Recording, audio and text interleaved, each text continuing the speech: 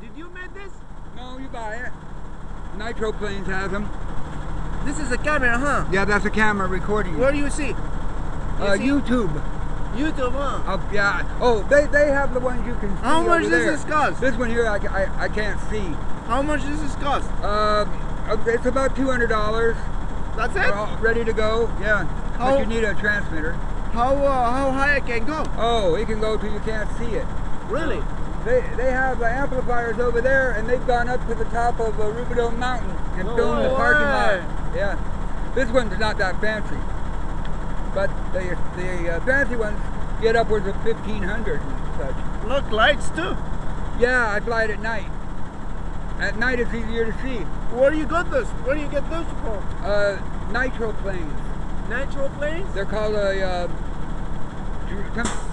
the normal people call them a drone, but they're actually called a quad rotor.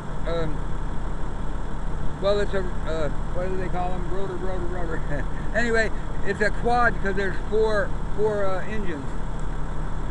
I was going to film you pulling away the car. So go ahead. Go ahead. Okay.